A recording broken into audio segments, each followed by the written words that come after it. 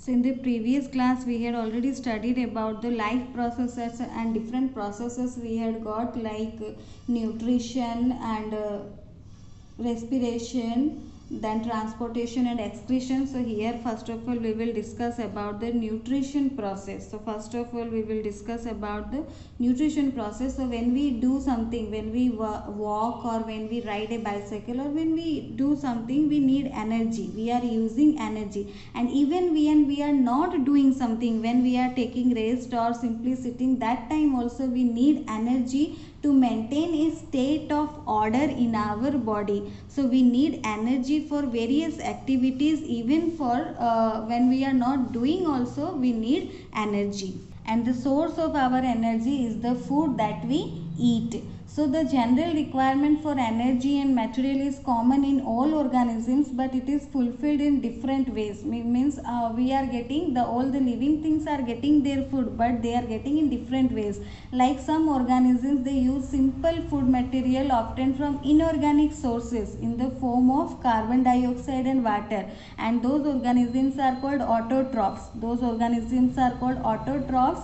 They include green plants and some bacteria. They use simple food material obtained from inorganic sources like sunlight. So they are called autotrophs. They are using inorganic sources in the form of carbon dioxide and water. And other organisms are there, they utilize complex substance which have to be broken down into simpler ones.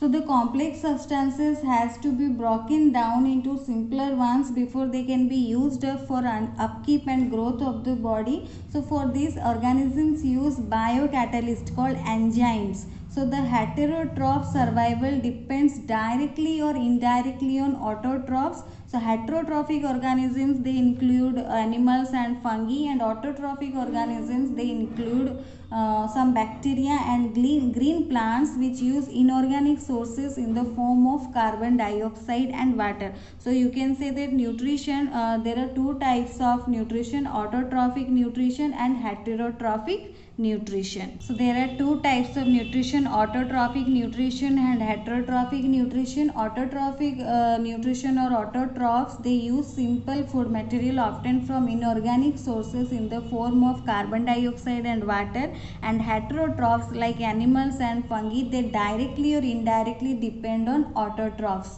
for the energy. Means they use biocatalysts to break down the complex substance into simpler ones. Those biocatalysts are also called enzymes.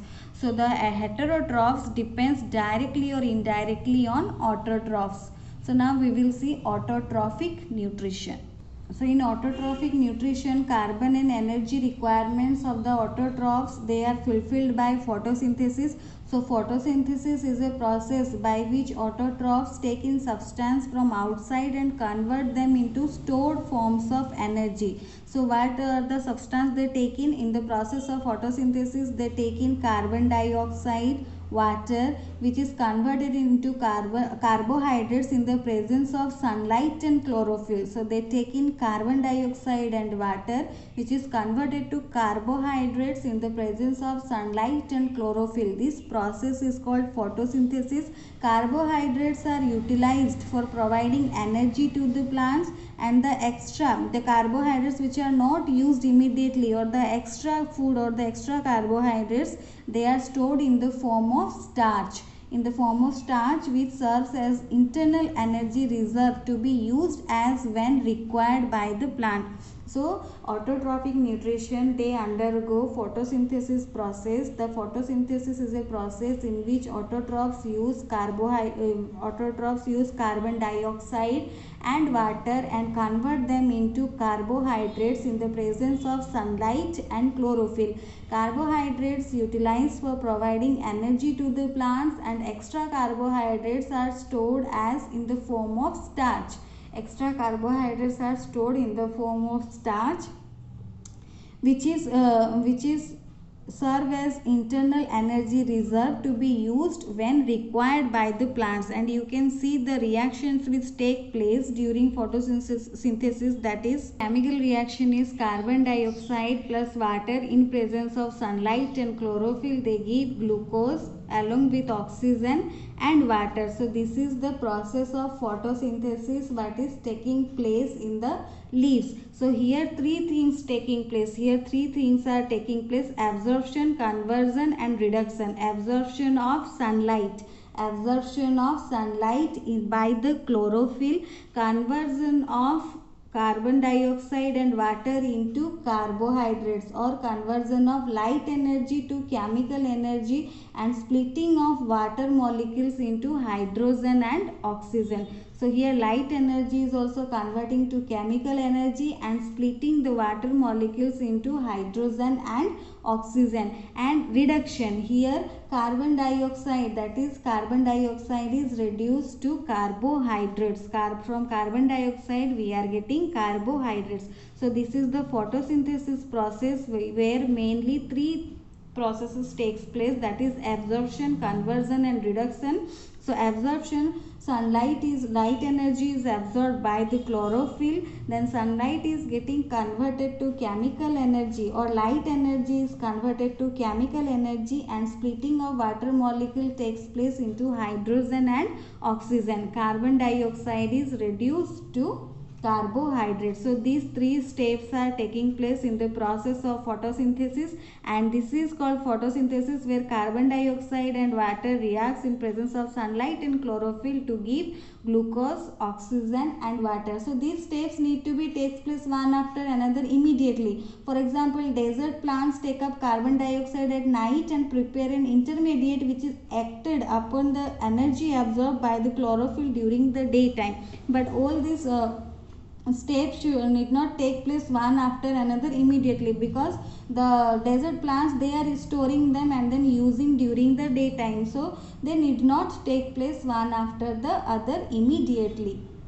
So you had already studied about the structure of the leaf, where main vein and leaf blade and side vein are present. So if you will see carefully under the microscope, if you will observe a leaf, we can see some organelles. Some cells contain green dots. So if you will see in the microscope, we can see that some cells contain green dots. Those green dots are called cell organelles. These green dot cell organelles are called chloroplast, which contain chlorophyll. So here if you will see under microscope, you can see that some cells contain green dots. These green dots are cell organelles called chloroplast, which contain chlorophyll, which can trap the sunlight. So here green dots are present. Those green dots are called cell organelles. That is cell organelles are called chloroplast.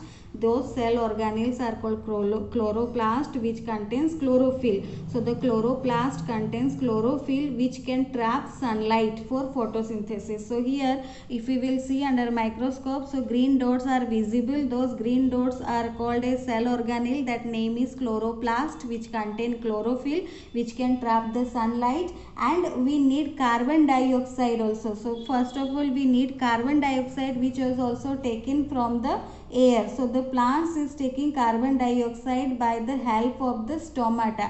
Gaseous exchange in the plants takes place because of the stomata. So stomata helps in the gaseous exchange, or taking in carbon dioxide for photosynthesis. So already we have studied about stomata in the previous classes. Stomata help in the gaseous exchange for the plants. So stomata are the tiny pores present on the surface of the leaves, and massive amount of gaseous exchange takes place in the leaves through the pores for the purpose of photosynthesis. So it is very important, because here gaseous exchange are take place because of this stomata only gases are coming. The carbon dioxide can come for the photosynthesis. Here the gaseous exchange takes place across the surface of the stem, root and leaves as well. So since large amount of water also can be lost through this stomata, the plant close these pores when it doesn't need. So when it doesn't need carbon dioxide, or when photosynthesis is not taking place, the stomata is normally closed, because through the stomata large amount of water is also lost. The opening and closing of the pore is a function of the guard cells. The guard cells swell when water flows into them, causing the stomatal pore to open. Similarly, the pore closes if the guard cells shrink. So this is guard cells, and this opening and closing of the stomata, the pore, that is the function of the guard cells. The guard cells swell when water is flowing into them, or water flows into them, causing the stomatal pore to open, and when the pore closes, the guard cells shrink and the stomata is also closed. So this stomata helps in the gaseous exchange, or through this stomata only massive amounts of carbon dioxide can enter for the process of photosynthesis. So already we had seen that through the chlorophyll we got the sunlight. Chlorophyll already traps the sunlight, and through the stomata the leaves of the plants got the carbon dioxide. The raw materials are carbon dioxide, sunlight already trapped by chlorophyll we saw, and with the stomata we got the carbon dioxide through the stomata. So the stomata we got the carbon dioxide, but another raw material is left, that is water. Water is also needed for the autotrophs to meet their energy requirements. This water, which is used in photosynthesis process, is taken up from the soil by the roots in terrestrial plants, and other materials or minerals like nitrogen, phosphorus, iron, magnesium, these all are taken up from the soil. Nitrogen is an essential element used in the synthesis of protein and other compounds.